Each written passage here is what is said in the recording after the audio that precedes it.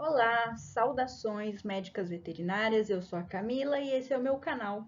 E eu trouxe aqui para vocês um pacote de informações sobre uma coisa muito importante que pode ser que vocês não conhecem, né? Então a gente vai falar sobre os animais sinantrópicos. O que é que quer dizer animal sinantrópico? Bom, vamos pegar a palavra, dividi-la e vamos traduzir. Bom, essa palavra tem origem grega. Sim, significa juntinho, pertinho, ao lado, convivendo com. E antropos, o pessoal já sabe, significa humanos, homens, mulheres. Então, os animais sinantrópicos são aqueles que dividem o ambiente conosco, que trabalham junto conosco, que vivem, né? Que se desenvolvem junto com a humanidade. A gente traz um pouco desse pacote, que é um universo de informações sobre o presente, sobre o passado, para a gente preservar a nossa saúde no futuro. E a gente sabe, a gente divide o meio ambiente com diversas espécies e existem alguns animais que valem a pena ser especificados, né? A gente tem aí uma série de animais que dividem o ambiente conosco e eles se desenvolvem a partir do compartilhamento de abrigo, de alimentação, de água, acesso aos nossos recursos, né? Por isso que eles conseguem retirar daí o sustento para a vida. E aí a gente tem a barata, a gente tem o rato, a gente tem os moluscos, nós temos também animais domésticos, mas os sinantrópicos, então, eles não fazem parte dessa comunidade de animais domésticos que nós trouxemos intencionalmente para viver junto conosco. Esses animais, eles vivem porque eles se aproveitam dos restos humanos. Então, existe uma parcela dos animais que são os animais de produção, os cavalos, as vacas, os bois, os carneiros, e esses são intencionalmente criados perto da humanidade, mas não é desses que nós vamos falar hoje. Nós vamos falar sobre os animais sinantrópicos, ou seja, aqueles animais que são indesejáveis, que nós não trouxemos para viver junto com a gente, eles vieram sozinhos para se aproveitar de alimentação deixada por humanos, hidratação, abrigo, também a defesa contra os inimigos naturais desses animais nós damos a eles, já que o homem é grande predador e nesse caso ele preda também as espécies que são inimigos naturais dos animais sinantrópicos. E aí o que acontece? Aquele pombo, aquele urubu consegue viver junto de nós porque nós espantamos os seus inimigos naturais. Ok? Então a gente vai falar especificamente sobre o nosso trabalho no município de Embu-Guaçu com esses animais sinantrópicos. Por quê? Porque em Embu-Guaçu, os animais vivem em área silvestre. O município é um município verde, é um município com muitas chácaras, muitos ranchos, muitos sítios, muita área periurbana. Então, área com mata ciliar, e esses animais estão presentes no ambiente silvestre. Então, nessa época que é verão, que é época de chuvas, eles se proliferam e é por isso que a gente tem um histórico muito rico em chamadas, em necessidades da população para controle desses animais sinantrópicos, que podem ser lá um caracol, pode ser uma cobra, pode ser uma aranha, pode ser um escorpião, tá? A gente não vai trazer um vocabulário rico em palavras que a gente não usa durante o dia. Por exemplo, pandas. A gente não vai trazer o conhecimento sobre elefantes, mas a gente vai trazer o conhecimento sobre morcegos, sobre alguns répteis que fazem parte dessa fauna sinantrópica, tá? Então, o que acontece? O município, como tem uma parcela urbana que é o centro, mas tem uma parcela bastante silvestre, a gente recebe bastante chamado para controlar ouriço, às vezes um bicho preguiça, né, que vive junto da população e às vezes tem um encontro. Existem diversas situações que envolvem o contato com esses animais. E é por isso que a gente está aqui para repassar orientações técnicas sobre as medidas de prevenção de acidentes com esses animais, tá? E também para falar sobre o desencadeamento de intervenção operacional, que é o que a gente faz na nossa rotina. Lembrando que se a gente fizer uma organização do meio ambiente, a gente vai ter que estudar, avaliar os nossos hábitos comportamentais diários, né? A nossa rotina diária de descarte de lixo, a nossa rotina de acumulação, se nós somos temos o costume de guardar papéis, caixas, às vezes material de construção que não foi utilizado. Tudo isso pode predispor a população de animais sinantrópicos de se proliferar e aí disseminando uma série de riscos, e é por isso que a gente vai disseminar esse conhecimento para evitar e para proteger a nossa saúde. Os animais sinantrópicos, então, eles procuram a população humana pelos 4 As, que são abrigo, acesso, né, água, também alimentos e a proteção contra os seus inimigos naturais. Às vezes ali tem uma fresta na nossa janela, um animalzinho entra para se abrigar. Tá? Às vezes a gente tá com o nosso lixo alimentando ratos, pombos, né? Então são esses costumes que a gente tem que avaliar e tem que corrigir em caso de disseminar riscos para a nossa própria saúde, e assim a gente se defende. Lembrando então que são os animais indesejados, que eles vêm junto com a sujeira, eles vêm contaminando o ambiente. É muito interessante fazer toda essa avaliação de como está o local que vem albergando uma colônia ou um indivíduo animal sinantrópico, que pode ser um pombo, pode ser de volta um morcego, um escorpião, uma aranha, uma cobra, um sapo, pode ser um animal venenoso ou pode ser um animal peçonhento. Em primeiro lugar, a gente gostaria de repassar para vocês que os animais sinantrópicos estão dentro da legalidade, sim, eles são contemplados através do departamento jurídico, pois no município existe a lei 2.576, desde 2012, que preza por proteger a população desses animais sinantrópicos, cuidando desses hábitos, inclusive na lei, né? Então a gente tem o cuidado da saúde para assegurar não só a saúde do indivíduo, como também a saúde da população. A população que de volta mora em Bugaçu divide o ambiente com uma parcela bastante silvestre de animais que vivem em seu ambiente verde, né, em seu meio ambiente. Aí a gente tem chamado para reclamação sobre vespas, sobre abelhas, que são animais gregários, eles vivem em enxames, em colmeias, eles vivem em colônias. Esses animais, através do seu hábito de se reunir, eles se defendem porque eles atacam em massa. Então, no caso, nunca mexer com essa colônia de abelhas ou com essa colônia de vespas sem habilitação profissional, sem treinamento, sem capacidade de se defender desse ataque que acontece em massa.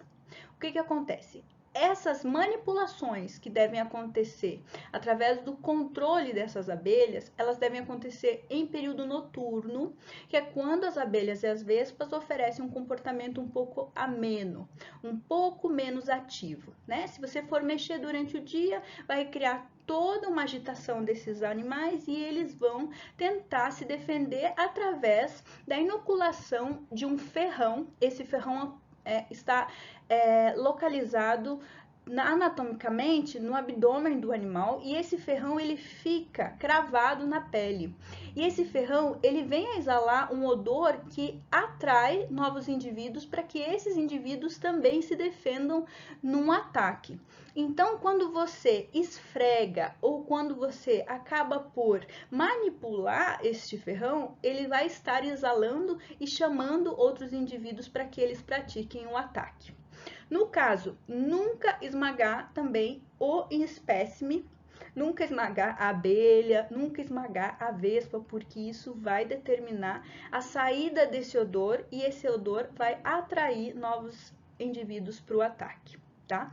Então, sempre que você for fazer algum tipo de contato com uma colônia, se proteger bem, utilizando luvas, roupas, macacão, capacetes, tá? Para evitar um ataque que acontece em massa.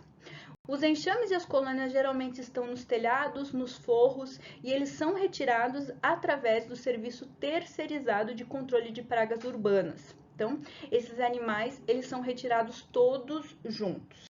E aí, no caso, a gente tem que se afastar, não sair do local onde está revoando abelha e vespa, não ficar lá parado, se afastar rapidamente e procurar um local fechado, ou uma casa, ou um carro, e ficar lá dentro protegido dessa colmeia, né? Lavar com água e sabão no caso de uma região que recebeu a inoculação do ferrão.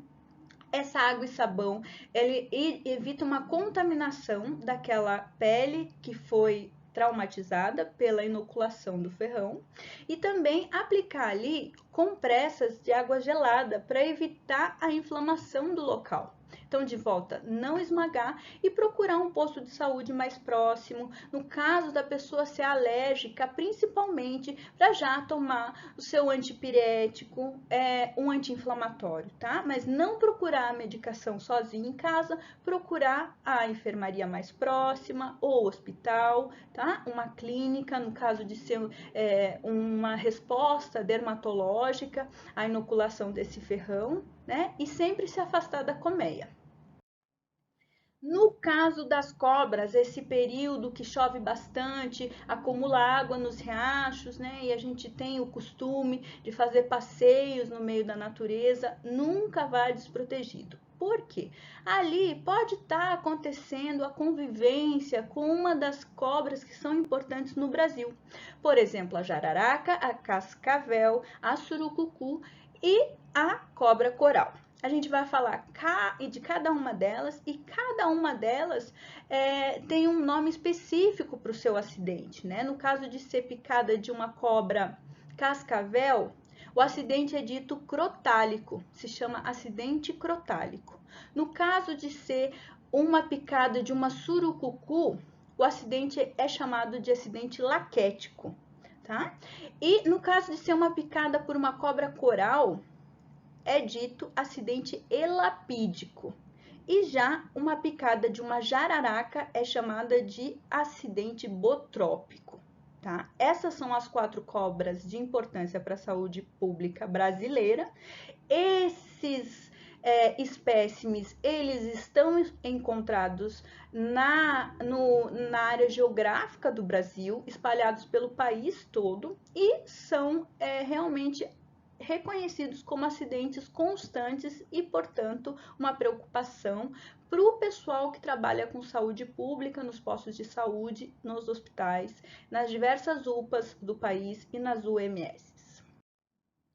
O soro antiofídico, ele é espécie específico, ou seja, quando você é picado por uma cascavel, você vai tomar o soro anticrotálico, tá?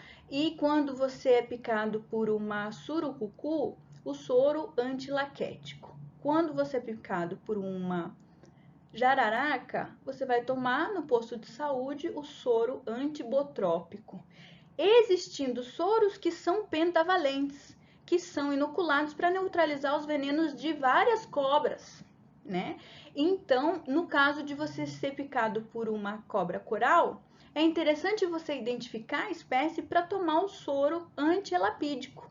E esse soro, ele é aplicado em ampolas e a quantidade de ampolas aplicadas no paciente depende da gravidade de cada caso. Por exemplo, um caso que tem a gravidade pelo veneno neurotóxico da surucucu estar se espalhando no organismo inteiro, então essa pessoa pode tomar até 12 ampolas do soro antilaquético.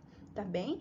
Esses soros, eles são fabricados através da hiperimunização de cavalos, ou seja, esse soro é fabricado a partir da retirada dos anticorpos que um cavalo produz e eles são encontrados em frasquinhos, em ampolas, nas UPAs e nas UMS e nos postos de saúde, eles estão presentes lá no caso de ocorrer com você o acidente ofídico.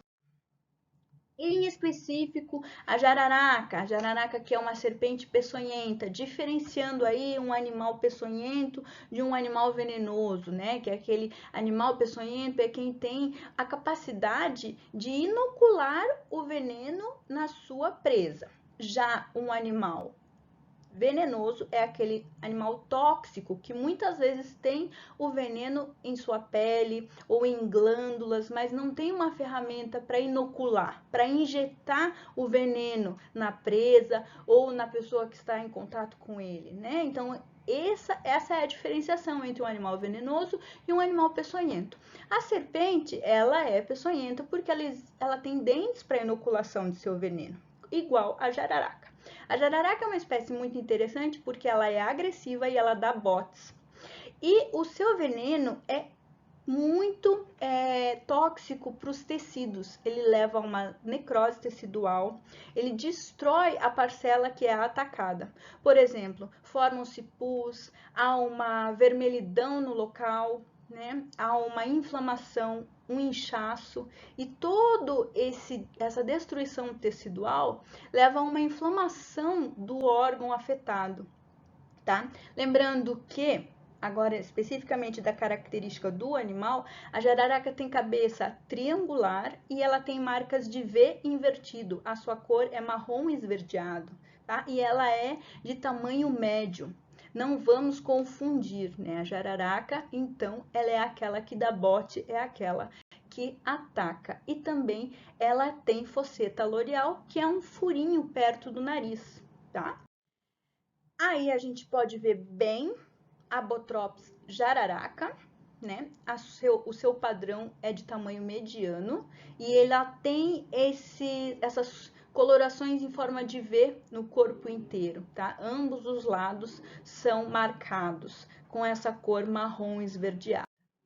E aí a gente pode ver a ação do seu veneno, que principalmente desencadeia uma inflamação local, ou seja, necrose tecidual do local acometido. Isso leva a muita dor. E aí a gente pode ver que há uma hemorragia no local, uma inflamação exacerbada e esse tecido já começa a se destruir. Então a gente desconfia que houve aí um acidente botrópico. A gente vai falar agora de uma cobra pequena, a cobra coral, extremamente tóxica. Ela tem padrão de cor em seu corpo que pode ser a distribuição de cores como a vermelha, a preta, a branca e a amarela em forma de anéis que estão desenvolvidos pelo pigmento do corpo inteiro. Também a gente vê que as corais não têm a barriga branca, elas têm o anel completo ao redor de seu corpo. E o veneno da cobra coral, ele é neurotóxico, então ele leva à paralisia dos músculos, à fraqueza, a tremores, a convulsões, às vezes a ptose palpebral do indivíduo que foi atacado por uma cobra coral, levando então ao acidente elapídico, né?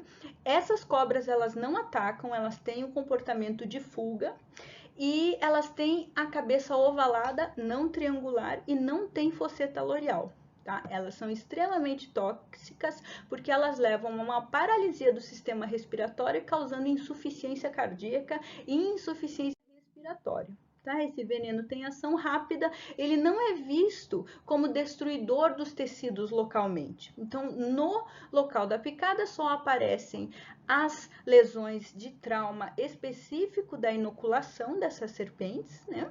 Essas serpentes peçonhentas, e o que pode acontecer também é um formigamento do membro. A gente tem que agir rapidamente, já que esse veneno tem ação rápida e chega logo aos pulmões e ao coração, né? Mas no local não é vista aquela coagulação, ele não tem um efeito coagulante, tem um efeito apenas de edema, porque houve ali um ataque de uma cobra e a cobra picou, formando aquelas bolinhas de sangue no local da entrada do dente. Mas a gente não vê como a gente vê no veneno da jararaca uma destruição da pele no local. É uma diferenciação importante para que a gente saiba que nesse caso de acidente elapídico, a gente tem que aplicar o soro antielapídico contra o veneno da cobra coral. Aí já no caso da cobra surucucu, que vem a ser a maior serpente peçonhenta do Brasil, podendo atingir até 3,5 metros de comprimento. Ela também é marrom esverdeada, entretanto, ela é bem maior que a jararaca. Tá? A surucucu tem o veneno mais tóxico, porque esse veneno tem ação dupla. Ele tem ação miotóxica, causando paralisia, tremor, convulsão, insuficiência respiratória, insuficiência cardíaca, mas também causa a reação inflamatória local, que é visto por destruição e necrose tecidual.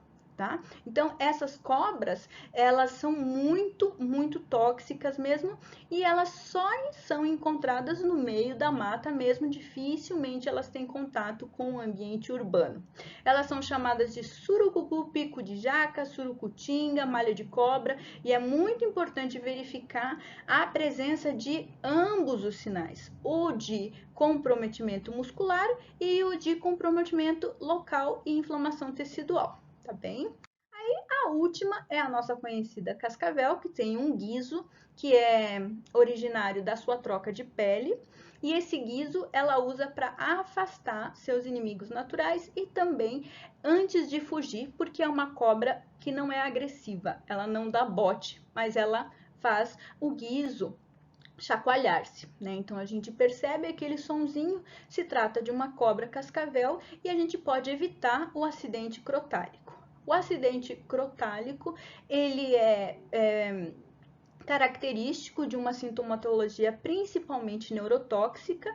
Então, o que acontece é a fraqueza, a convulsão, a gente vê também uma hipertermia, as pessoas começam a ficar enjoadas, né, a partir de um acidente crotálico ou um contato com uma cobra cascavel, e é bom agir entre 3 a 4 horas tomando o soro anticrotálico. Tá bem? Essas cobras têm hábito noturno, então muitas vezes esses acidentes acontecem durante a noite. E o que a gente pode fazer em caso de acidente com essas cobras? Todas as 4. Bom, principalmente a gente tem que retirar da mão da pessoa, da perna da pessoa, os anéis, os elásticos, né? Porque o quadro é de edema sistêmico. Então a gente tem que diminuir as chances de prejudicar a pele desse indivíduo. Então a gente vai manter o acidentado calmo, a gente não pode ministrar nenhum tipo de remédio inicialmente, não deve se fazer torniquete, não deve se fazer a sucção do local, não deve se fazer nenhum corte na pele, não deve se fazer uma compressa com água quente, não. O que a gente deve fazer é lavar o local com água e sabão e aplicar ali uma compressa gelada para evitar uma inflamação.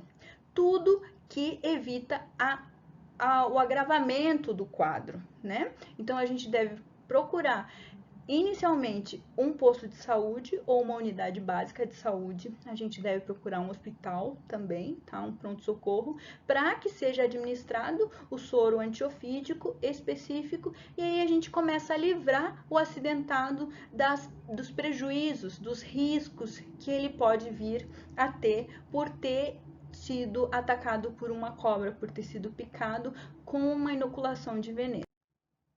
Como que a gente pode prevenir? Sempre utilizando EPI. Gente, essa tecla eu vou apertar várias vezes hoje. EPI, equipamento de proteção individual. Isso aí protege vidas, salva. A gente, no caso de ir para uma trilha, de fazer um piquenique, de fazer uma pescaria, tem que colocar uma botinha um pouco mais comprida, proteger as nossas pernas, não tocar local que a gente não tá vendo o que a gente vai pegar, tá? No caso de ir para uma plantação, no caso de adentrar matas, terreno baldio, né? No caso de adentrar uma gruta, né? A gente tem que se proteger, sempre usando luvas, tem que tomar cuidado onde se pisa, onde se coloca a mão, né? No caso de fazer uma expedição natural, sempre vá com um pessoal que conhece o local e vá protegido. Dentro de casa, a gente deve vedar as frestas, fechar a porta, principalmente se for um sítio, se for uma chácara, se for um rancho. A gente não deve deixar lugar para o animal acessar a nossa casa, tá? Sempre verificar o cômodo, se não tem uma cobra embaixo da cama, atrás do sofá, tá? Verificar que essa casa não deve ficar aberta, porque se ela estiver aberta, ela vai servir de abrigo para os animais sinantrópicos. Então, essa é a maneira de prevenir. Sempre é melhor prevenir do que remediar. No caso de uma cobra, ninguém quer ter um acidente desse tipo e a gente precisa, então, se proteger através do equipamento de proteção individual. Botas, perneiras, luvas, chapéus.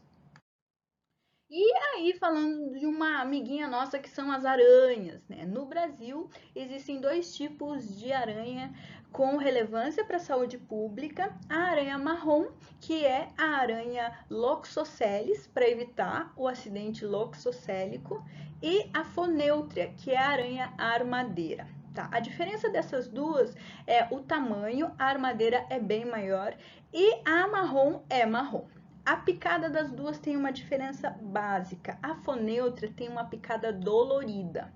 No momento que essa aranha fonêutra pica, já começa a doer, inchar, começa a vermelhidão, começa a coçar, tá? No caso de ser um ataque de aranha marrom, demora para a gente sentir e acontece de juntar ali uma bolha d'água, uma vermelhidão a partir de 4, 5, 12 horas depois da picada, tá bem? A dor não é imediata no caso do ataque da aranha marrom. O ataque da aranha fonêutrica dói. Tá? E aí, no caso, você deve procurar um posto de saúde, deve procurar uma unidade básica de saúde para verificar qual que é o nível de gravidade do seu caso e aí sim tomar corticoide, tomar anti-inflamatório, tá? Antes, você só deve lavar o local da picada com água e sabão e aplicar uma compressa gelada. Não adianta fazer torniquete, tá? E também não adianta cortar o local, tentar retirar o veneno por sucção, não adianta. O ideal é avaliar o seu caso num posto de saúde, ser atendido por um médico para talvez sim tomar o soro antiaracnídico, que é administrado em casos de pessoas alérgicas. Já no caso de um escorpião, bom, o escorpião é um pouquinho mais grave que a aranha. O ideal é procurar logo um posto médico e levar o espécime. No Brasil existem dois escorpiões de importância. O Titius cerulatus, que é o escorpião amarelo, e o Titius baiensis, que é o escorpião marrom ou preto. No litoral e no interior, eles estão em quantidade abundante, mas eles têm o comportamento de fuga. Então, eles estão escondidos em forros, embaixo de tijolos de madeira. Então, se você se proteger, é muito difícil o contato com esse animal, porque ele não vai até você te atacar. Ele só se defende pela aplicação de um ferrão que fica no telos, na cauda dele. Mas no caso de ser picado por um escorpião, você vai sentir dor lacerante no local e já vai sentir os sinais da inflamação: dor, crescimento do local, edema, vermelhidão, o eritema, tá? E rubor e também um calor no local. Então, pernas, mãos, você já nota que há a reação inflamatória e aí você deve realmente correr para o posto de saúde para tomar o soro escorpiônico. Tá? Nesse caso do animal escorpião, não são feitas as aplicações de venenos químicos contra eles, tá? Porque eles têm o exoesqueleto de quitina, então eles se protegem muito bem desse ataque. Como que é feito o controle em caso de população em número exacerbado?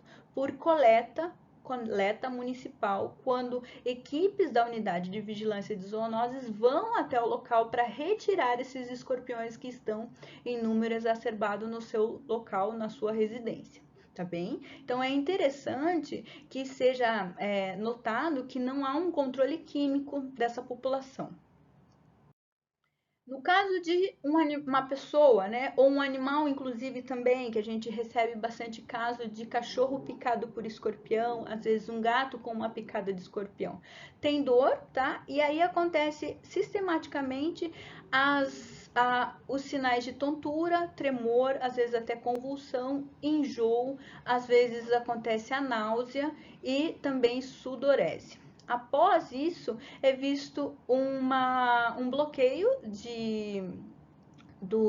um bloqueio neural, né? Então acontece também os tremores e a paralisia no local, levando em casos de criança ou em casos de pessoas alérgicas às arritmias e à insuficiência cardíaca e a insuficiência respiratória. Entretanto, esse quadro sistêmico de insuficiência, ele é raro, tá bem? É bem raro mesmo. A pessoa mais sente aquela dor na picada e aí se cuidar com água e sabão e for até o posto de saúde, não corre risco de vida. No caso de prevenção dos acidentes com aranhas e com escorpiões, o importante de volta é fazer uma avaliação do ambiente. Tá? A gente deve limpar os espaços atrás do sofá, atrás da cama, embaixo das mesas, dos armários, de sofá também. Tá? A gente deve limpar atrás do quadro, atrás do painel. Os objetos pendurados devem ser retirados periodicamente e limpos. A gente tem que vedar as frestas e os buracos das paredes. A gente tem que retirar aquele material que está acumulado no canto da residência, retirar o acúmulo de tábuas, retirar os tijolos, não acumular papéis, caixas de papelão em locais escuros. A gente sempre tem que fazer essa limpeza, tem que retirar as telhas que estão há muito tempo alojadas no canto da casa. A gente tem que vistoriar lençol, roupa. A gente tem que ver antes de calçar o sapato, se ali dentro não tem uma aranha, não tem um escorpião, tá? Então a gente sempre tem que fazer a limpeza da casa, vistoriar, nunca pode deixar para trás esses cuidados que são mínimos e que fazem parte da rotina diária de cada um de nós. No caso de fazer a limpeza, tirar a teia de aranha, aspirar com aspirador de pó os cantinhos, tá? Porque isso previne o acidente com aranha e com escorpião. A maior parte dos acidentes acontecem por negligência nessa limpeza. Acontece uma relação direta entre o manuseio negligente e a ocorrência dessas emergências por picada de aranha e por escorpião, porque as pessoas normalmente não têm o hábito, mas precisam desenvolver, e é interessante a gente estar repassando esses informes justamente para colaborar com o pessoal para que façam a limpeza de suas casas, para que não acumulem ali uma aranha que prejudica a saúde, um escorpião que pode picar, inclusive as crianças, tá? Então a gente tem que sempre fazer essa observação e essa limpeza na nossa casa. Aí outro animalzinho que está presente na natureza que a gente chama de centopeia, mas que normalmente são chamadas de lacraias. Bom, são animais que têm o corpo segmentado. Nos primeiros segmentos do corpo existem presas e essas presas elas são inoculadoras de veneno. Esse veneno é tóxico e causa uma reação local de gravidade leve a moderada, principalmente com a vermelhidão, a dor e o edema sendo a principal sintomatologia no caso de um ataque, tá bem?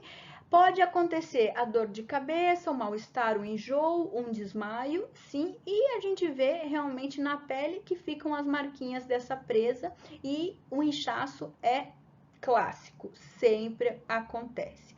Esse corpo da centopeia é achatado, não deve ser manipulado de jeito nenhum. Caso tenha que ser retirada uma lacraia do seu ambiente, você usa uma luva grossa, tá? E aí o que acontece? Carregue esse animal que te picou até o posto de saúde, morto principalmente, tá? Para que ele seja identificado. E no posto de saúde você receba a orientação e a medicação necessária para cada caso. Outro animalzinho que causa prejuízo é o bicho cachorrinho ou lagartas do gênero Lonomia. A gente chama esse acidente de acidente lonômico e geralmente o que acontece? A reação é como uma queimadura, porque neste caso é um animal venenoso. Ele não é um animal peçonhento porque ele não consegue inocular o veneno, mas ele tem em si cerdas, pelinhos que carregam toxicidade. Tá? Ao atingir a pele humana, essa toxina ela causa uma urtica. Ela começa a coçar, ela leva à vermelhidão do local. Essa vermelhidão depois começa a ficar escura, né? E a pele sempre responde com coceira e com dor e com aumento de calor no local. Então, o que acontece? Uma hipocromia residual, que é quando a pele começa a ficar marrom, bem a reação de queimadura, tá? E essas lesões cutâneas podem permanecer por meses, quando são chamadas de lesões hipercrômicas, tá? Não devem ser manipuladas justamente para não atingir uma região mais sensível do organismo humano, como o olho, ou como boca, ou couro cabeludo. E no caso de ser uma parte como o olho acometido, aí você deve procurar um médico específico, um oftalmologista, para lavagem abundante dessa área, sempre aplicando uma compressa gelada, porque a reação inflamatória é violenta, entretanto, não há risco de morte.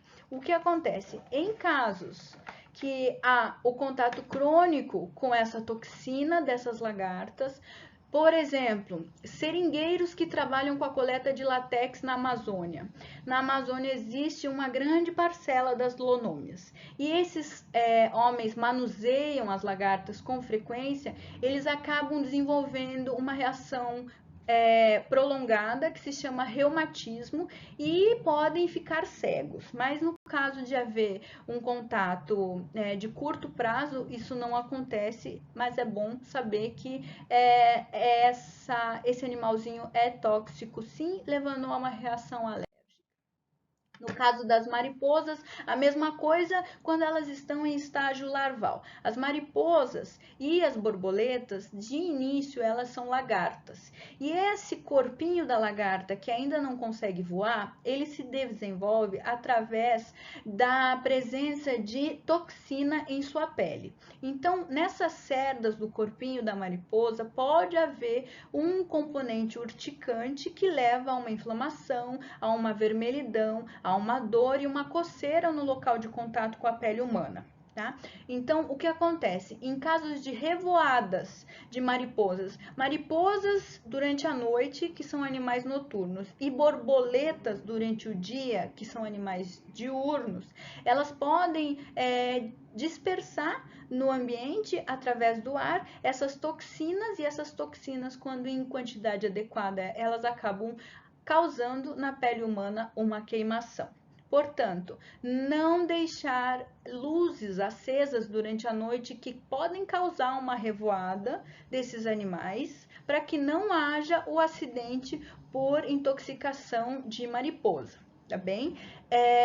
No caso de ser um ambiente rural, em caso de lavoura, onde existem muitas dessas diversas espécies, a gente pode conhecer aí muitos tipos de mariposa, então evitar o contato direto com esses animais e proteger sempre a pele no caso de uma revoada ou no caso de uma manipulação de uma colônia, sempre sabendo que pode acontecer sim essa queimadura através dessa toxina que esses animais carregam no corpo para justamente se defender contra seus inimigos naturais.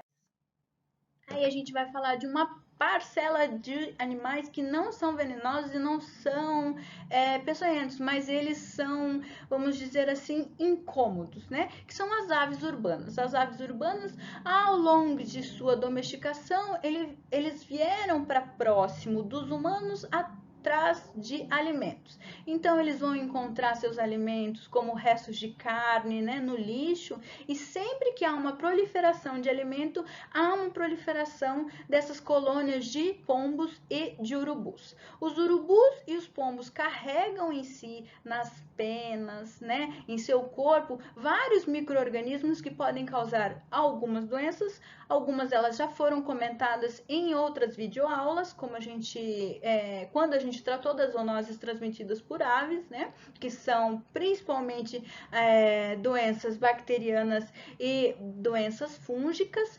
E aí o pombo, ele também carrega essas bactérias, esses vírus, esses protozoários, esses fungos. Então, sempre um controle dessa população através da redução de sua alimentação é indicado em locais específicos onde eles costumam formar ninhos, né? Que são as escolas, as igrejas, né? Geralmente a gente vê uma colônia de pombo ou muitos urubus se albergando em forros, em frestas de casa, em construções abandonadas, né? Mas por quê? Porque ele encontra ali uma fonte de alimento. E se a gente retirar essa fonte de alimento, a gente consegue mover essa colônia, esse ninho, esses indivíduos que são indesejáveis, para que não haja contaminação por criptococos, por histoplasma, por clamídia, né? Como a gente já conversou especificamente sobre essas doenças, para que não haja a dispersão desses contaminantes em ambiente. Então, eles veiculam os agentes que desencadeiam alergias também, por exemplo, pulgas, piolhos, né? Porque existem esses micro-organismos nas penas, na pele do pombo e do urubu. O urubu também pode carregar pulga, né? Então, a gente não quer que traga esses ácaros para dentro da nossa casa, então a gente deve realmente realocar esse pombo, esse urubu, que sempre vai estar por perto quando há fonte de alimentos. Lembrando que existem doenças importantes, como a salmonelose, né? De volta a psitacose, que é a clamídia, né? Causado pela bactéria clamídia, e o criptococcus e o histoplasma, que são causados por fungos, especificamente da população de aves urbanas. No caso de haver a instalação de um pombo ou de um urubu, sempre procurar o ninho, retirar o ninho e, com certeza, naturalmente, o animal vai se afastar. Outro animalzinho que costuma viver do lado do ser humano justamente por aproveitar os restos de comida. Uma coisa que a gente não gosta de jeito nenhum, principalmente as mulheres que não gostam de baratas. Pois é, as baratas podem ser evitadas pelo controle da sua fonte alimentícia e de seu albergue. Vírus, bactérias, fungos podem estar sendo veiculados pela população de baratas. Esses animais, eles carregam para todos os cantos que eles vão esses micro-organismos que causam doença. Eles têm hábito noturno, então normalmente eles fazem todo o desenvolvimento de sua vida durante a noite, enquanto você está aí dormindo, e eles se alimentam de tudo quanto é resto de material orgânico. O que a gente tem que fazer? Um manejo ambiental. Avaliar os nossos costumes de deixar o lixo fora de casa, dentro de casa, ou deixar acumular. Não pode, a barata vai ali se desenvolver. Então, retira esse alimento dela que ela vai procurar outro lugar para viver, tá? As baratas principais são a Periplaneta americana e a Blatella germânica. Existem duas espécies apenas no Brasil e elas causam todo tipo de sustos porque elas voam. Entretanto, a gente tem que fazer a inutilização do abrigo quando a gente convive com esse abrigo. A gente tem que tomar parte, limpar e tirar dali as baratas. Então, o que a gente deve fazer em caso de pombo indesejado, urubu oportunista e barata sujinha? A gente tem que retirar o alimento e retirar também o abrigo. Vedar frestas, fechar a porta, fechar buraco, colocar tela nos telhados, fazer aquele conserto, limpar principalmente, porque esse é o remanejo ambiental. Fazer o cuidado para que não haja fonte de abrigo e nem fonte de alimentação. Suspender esses alimentos e esses abrigos desses animais, eles vão embora e a gente pode dormir sossegado sem mesmo ter consciência pesada, porque nós não matamos os animais. Nós apenas realocamos para que nós vivamos com mais harmonia em nosso ambiente.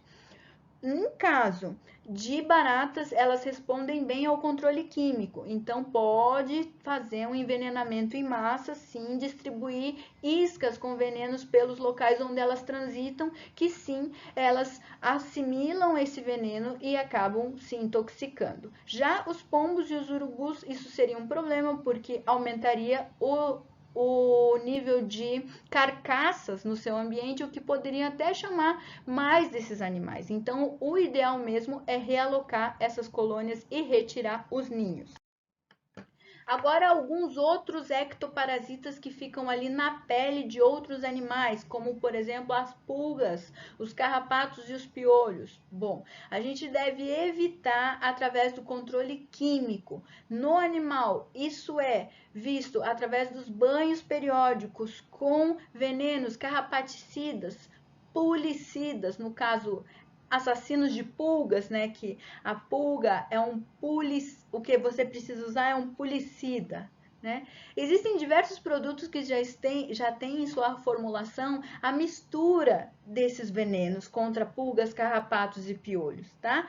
Os produtos que são pediculicidas, que matam os piolhos, também podem ser usados em pessoas, como, por exemplo, banhos com pouco produto químico, mas que já vai te proteger, né? No ambiente, fazer o uso de venenos para lavar a sua calçada, o seu muro, a sua parede, ou passar ali uma vassoura de fogo para retirar essa sujeira que pode vir a acumular ácaros, né? Retirar a teia de aranha, fechar todas as frestas existentes nos canis, nas paredes dos quintais, limpar a parte construída com alvenaria, com água e sabão, passar ali um produto, né? Escovar a pelagem do seu cão, tudo isso é uma prevenção contra o acúmulo desses animaizinhos que são sinantrópicos, que eles estão ali e eles vivem sem você perceber. Então a gente tem que evitar a pulga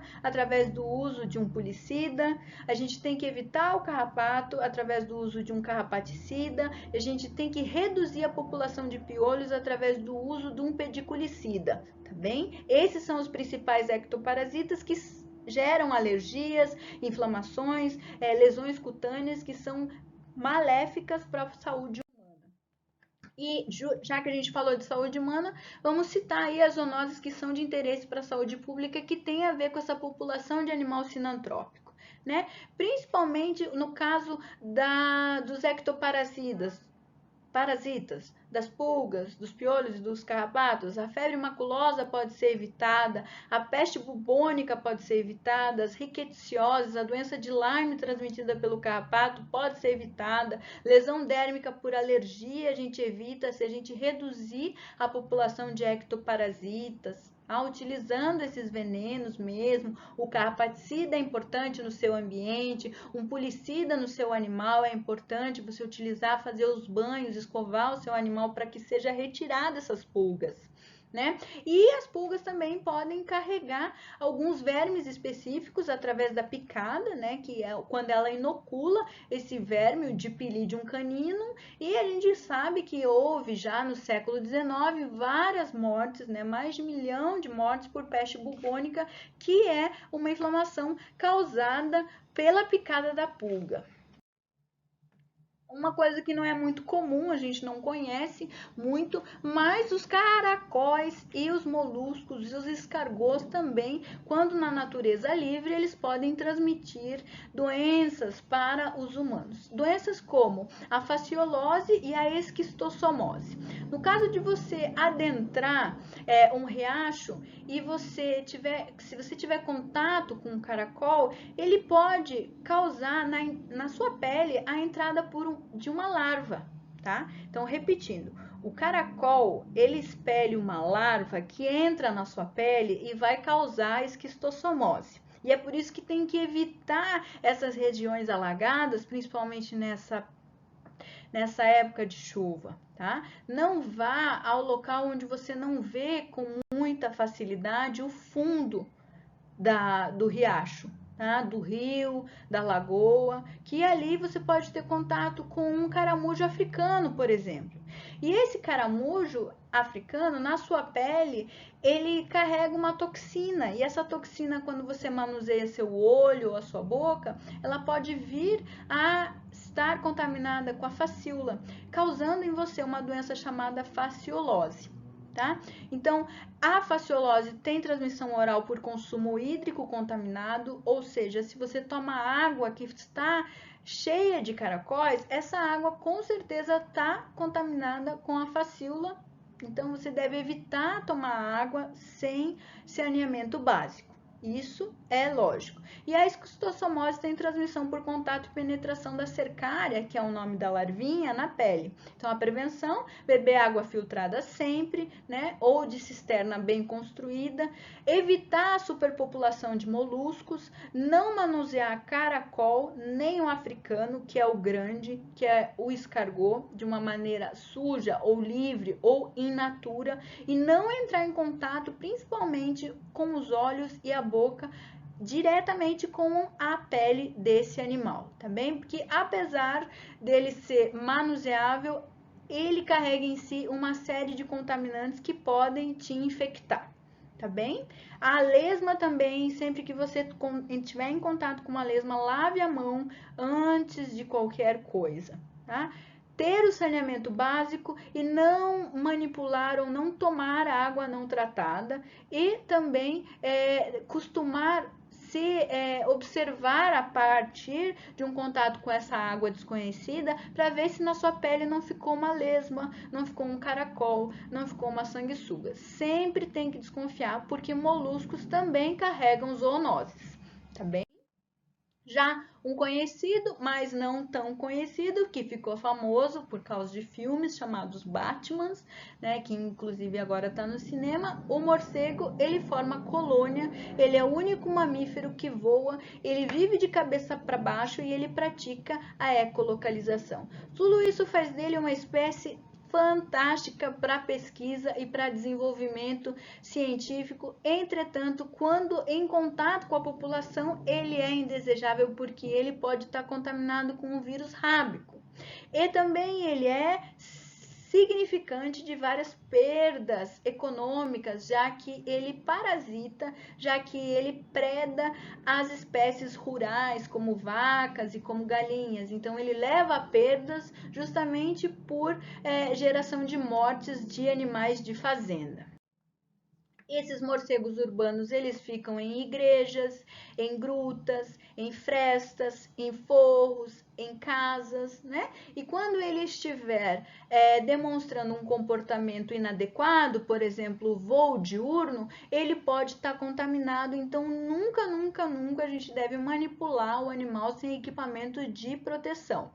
Sempre que houver o contato com um morcego, procurar uma unidade de saúde, né? Tomar vacina antirrábica, porque eles são carregadores do vírus rábico, que é um vírus fatal, tá? E a presença das colônias deve ser realmente eliminada em caso de incômodos, né? Então, chamar o controle de pragas terceirizado no caso de residências, para evitar, inclusive, o acúmulo de fezes desses morcegos, que leva à destruição de alvenarias, de pinturas, né? Essas fezes, elas acabam acumulando amônia, e então há o incômodo pelo odor forte desses locais. Tá bem? Então, quando encontrar um morcego morto ou doente no chão, não manipular, ele pode estar carregando o vírus rábico, tá? Então, a gente tem que ou levar até um laboratório para a gente fazer o reconhecimento e um diagnóstico específico da presença do vírus rábico ou não, ou a gente simplesmente retira o animal sem tocá-lo com a mão nua, e enterra o animal, colocando ali uma calzinha para neutralizar qualquer tipo de vírus.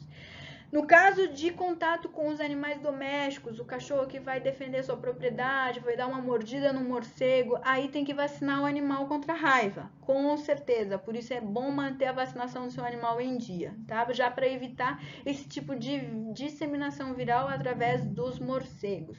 Normalmente eles só causam incômodo de acordo com sua presença e proliferação de indivíduos numa colônia. Essa colônia deve ser retirada, espantada e também deve ser vedado, retirada a capacidade de acesso deles desse abrigo. Então a gente deve colocar tela, a gente deve fechar buraco da nossa casa, retirar, esperar que eles saiam, dar uma vassourada neles e depois fechar o local onde eles ficam para que eles não voltem, para que eles não formem suas colônias lá. Como que a gente faz isso? Limpando o ambiente, tá? Então, locais fechados, com acúmulo de fezes, podem propiciar o crescimento de fungos, bactérias e vírus. E isso gera doenças nas pessoas. Para realizar essa limpeza desse local, utilizar produtos químicos específicos que já são constituídos por elementos repelentes e também proteger as vias respiratórias num local muito contaminado. Usar uma máscara, principalmente quando for limpar o local que foi utilizado para permanecer por uma colônia. Então, eles fizeram muito cocô, tem muito muco ali. Então, antes de limpar, utilizar uma máscara, porque esses fungos que crescem nas fezes de morcegos, eles são disseminados através de esporos pelo ar. Então, não deve se respirar aquele ar das fezes dos morcegos, porque pode estar acontecendo ali um crescimento fúngico. Então, usar uma máscara, usar água e sabão em abundância e utilizar luva de borracha para fazer essa limpeza, para não levantar poeira, e a gente deve fazer essa limpeza úmida, com muita água e com muito sabão. No caso de ratos, é uma população que é bem desejável, porque eles carregam contaminantes. Existem 3 tipos de ratos principais nas ruas, nas cidades e também nas florestas, nas matas, nas áreas silvestres. O ratos norvégicos, que é a ratazana, que é mais corpulenta, marrom. O camundongo, músculos, que é bem pequenininho, e também o ratos, que é o rato de cidade, o rato preto pequeno, tá? Essa educação das pessoas para manipular, em especial, e conter o lixo, leva ao controle dessa população de ratos. Porque não havendo a fonte de seu alimento, ele deve se afastar, ele vai mudar de local, ele vai para dentro das matas de onde ele não deveria ter saído. Então, a gente pode controlar através da diminuição de seu alimento e também fazer a dispersão de raticidas, que são venenos à base de varfarina, anticoagulante, que levam à intoxicação desses animais e à morte desses animais. Levam sim a um prejuízo de saúde pública, principalmente pela disseminação de zoonoses específicas, por exemplo, a leptospirose, a hantavirose, a peste bubônica e a salmonelose, que é uma bacteriose que leva ao enjoo e a diarreia, tá? Então, esses ratos, eles são indesejáveis, principalmente porque eles carregam esses micro-organismos causadores da hantavirose, no caso dos vírus, da leptospirose, no caso da bactéria leptospira, da peste bubônica e também da salmonelose. Vamos controlar os roedores para proteger a nossa própria saúde e não adoecer com essas zoonoses. Mosquitos, um muito famoso é o Aedes aegypti, causador da dengue, da chikungunya e da zika. Bom, existem outros vírus, por exemplo, o anófilis. Outros mosquitos, por exemplo, o anófilis, que causa a malária. Tá? Então, vamos controlar também os mosquitos através da dispersão de venenos e também através da redução de água parada, principalmente nessa época de verão, quando chove muito e se acumulam água. Vamos virar todos os potinhos, não deixar a população de mosquitos crescer, porque além de causar incômodo pelas picadas, eles transmitem doenças importantes, tá? Vamos controlar a dengue, a zika, a malária, a chikungunya, através da eliminação dos mosquitos. Os mosquitos que são parentes próximos dos percevejos, ou seja, o inseto da cama, o inseto da almofada. Esse inseto, que é o barbeiro, ele causa a doença de Chagas, uma zoonose importante, principalmente no norte e no nordeste do país, tá bem? Que leva à insuficiência congestiva cardíaca. Então, a gente deve evitar essa doença justamente pelo controle do percevejo. Como? Com controle químico por inseticida ou por controle mecânico através da não disseminação de água parada. Outros problemas, que são as moscas. As moscas são dípteros importantes, tanto a coclioma quanto a dermatóbia. Elas causam miíases nos animais, elas botam ovos e causam bernes, que são as dermatobioses importantes nos animais. As pessoas hoje em dia não sofrem tanto com as doenças causadas por moscas, mas sim sofrem pelo incômodo delas. E como que a gente retira essas moscas do local? Aplicando inseticida e não deixando que suas fontes de alimentos se proliferem. Onde tem alimento vai ter mosca, então não deixar lixo a céu aberto, não deixar excrementos a céu aberto. É importante fazer a limpeza bem feita da nossa residência, porque aí a gente controla as moscas e também evita o incômodo da nossa vizinhança.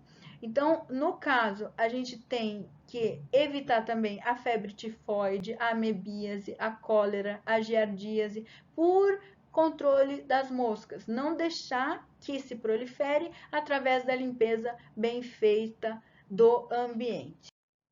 Neste caso, a gente está falando de uma integração entre os animais, o meio ambiente e a população humana. Essa integração vai levar à redução dos 4 As, redução do abrigo, do acesso, da água e também da alimentação desses animais sinantrópicos que são indesejáveis. A gente faz o controle do ambiente, faz um manejo adequado, a gente evita a poluição, a gente evita os lixos e a contaminação do ambiente e a gente pode fazer sim uma avaliação para evitar uma reinstalação desse incômodo. Como é que a gente faz isso? A gente faz a avaliação ambiental através da inspeção e a identificação dos fatores que contribuem para essa população de sinantrópicos se disseminar. A gente reduz essa capacidade, a gente muitas vezes elimina, no caso com o controle químico, né?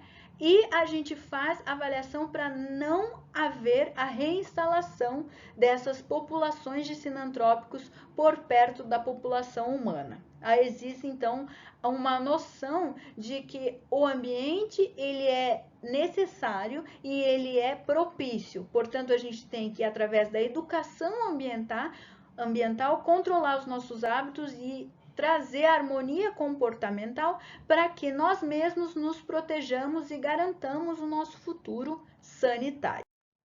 Aí entra toda a parcela do setor de vigilância epidemiológica, verificando a capacidade de uma população de permanecer com os fatores prejudiciais ou evitar e eliminar esses fatores prejudiciais, garantindo então a disseminação sanitária e a vigilância dessas populações, reduzindo em animais os contaminantes para que não haja contaminação da população humana. Tá? Então, a região a gente sabe que é perissilvestre, então tem que ter uma integração entre os fatores silvestres da mata e os fatores urbanos da cidade. A gente também evita intoxicação por substâncias químicas, por exemplo, um excesso de veneno, reconhecendo qual espécie vai ser eliminada através de qual em específico, qual veneno, para que não haja dispersão de venenos que são ineficazes e apenas causam uma poluição.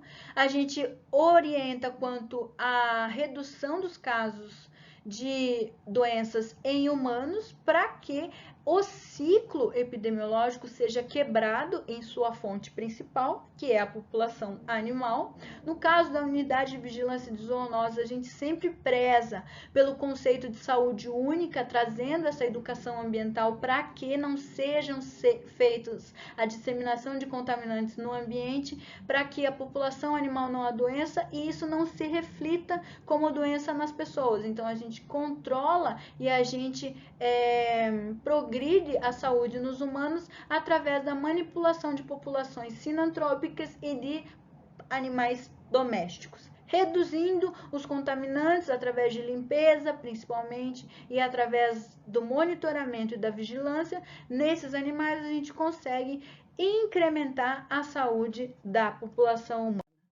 Muito obrigada, meu nome é Camila Sloboda Pacheco Moriti e eu estou à disposição através do contato telefônico ou através do e-mail na unidade de vigilância do município de Embu Guaçu, em São Paulo, para atender e para sempre progredir as questões sanitárias da saúde do nosso futuro humano. Beleza? Muito obrigada e eu fico por aqui.